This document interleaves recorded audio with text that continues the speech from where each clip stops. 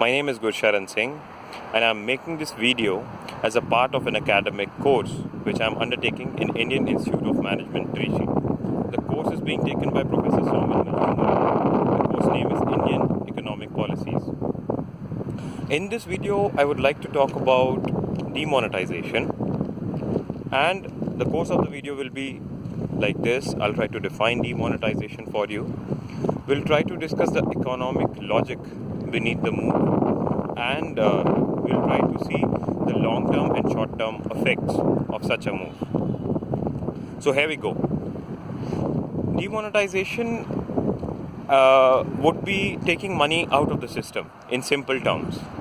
When a government recalls or revokes its currency, it is called demonetization. In India, recently, on 9th November 2016, Prime Minister Narendra Modi declared that 500 and 1000 rupee notes were no longer valid. A move like this in a country with population numbers like 120 crores is completely unprecedented. This is a challenge not just for Indian economic infrastructure, the Indian banking policies, but it is a huge challenge for any economy or any banking system in the world. Talking about the economic logic beneath demonetization, the first economic logic beneath the demonetization was tackling the black money.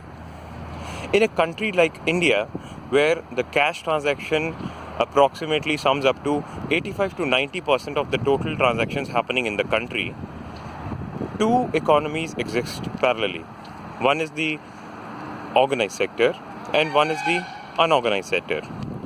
We can also talk about it as the white economy or the black economy. The white economy would be all the transactions on which you can pin the person who is undertaking the transaction. And the black economy would be all the transactions on which you don't have a name. Who is the person who is undertaking that transaction? Now, when a move like demonetization happens, what essentially happens is everyone who is storing this black money, the general form in which this money will be lying around is in 500 and 1000 rupee notes. Reason being, it is easy to carry and it is more easy to mobilize them in the form of 500 and 1000 rupees note. It's easy to carry, less weight, and more amount of money can be stored in less number of notes. So when demonetization happens, everyone has to take their money back to the banks and ask for get it changed. What happens is, when you do that, you have to declare to the bank that you own this much property, and you have to ask the bank to change it for you. And we are able to pin each and every penny to a person.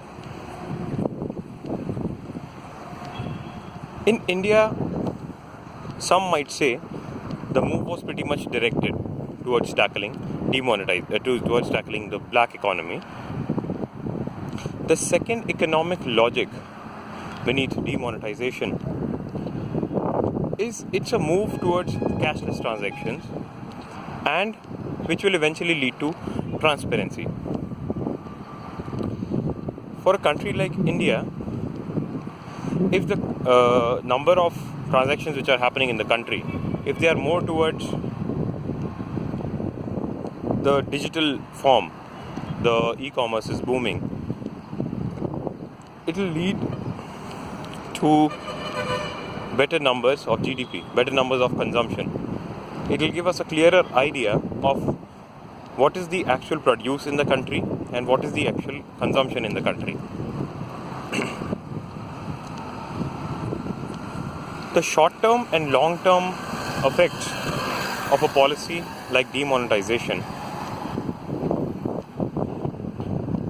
Short-term effect would be definitely the 500 and 1000 rupees note. They comprised 86% of the total money in circulation, total cash in circulation. And when a policy decision is passed which basically strips the status of 86% of the total cash in circulation, then consumption takes a hit. When consumption takes a hit, GDP takes a hit. When GDP takes a hit, the trust of the investors and everyone shakes in the economy. That's a short-term effect.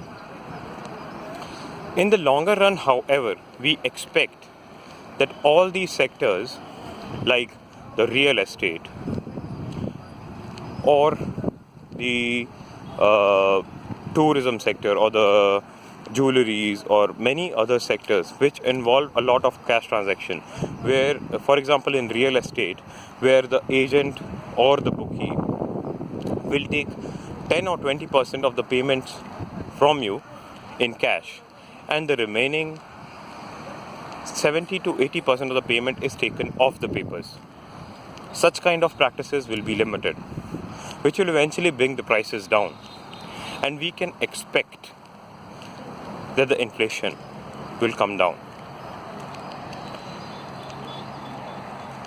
Many, however, believe that moves like demonetization are just to inconvenience people because they are not that precise or not that targeted.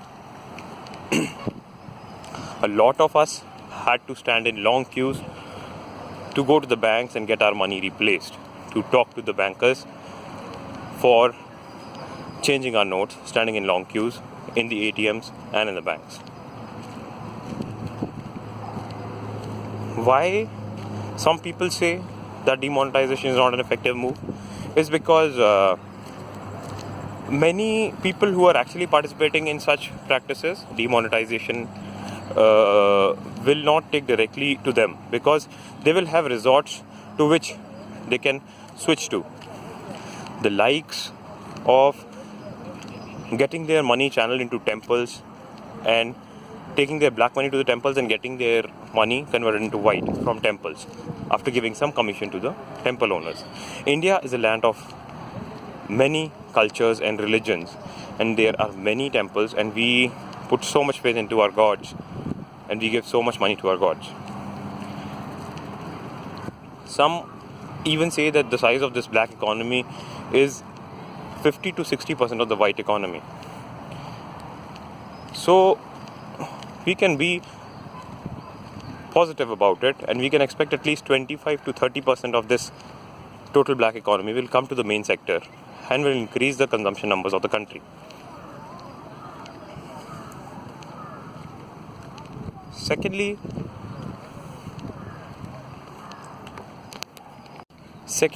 the move was not completely out of logic.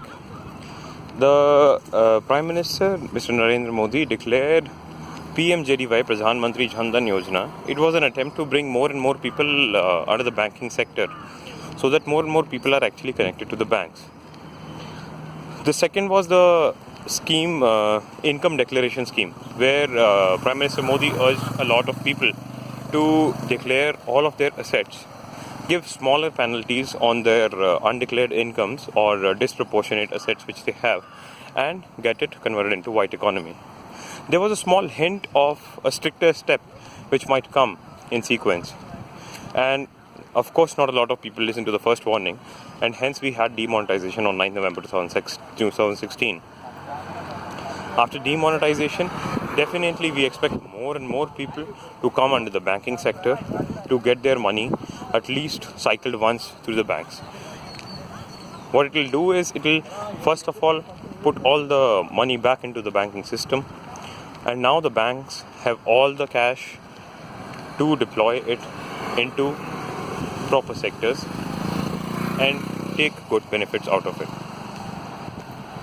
I hope that India takes all that is there to learn from such a move, and it reaches the actual heights which it deserves. Thank you.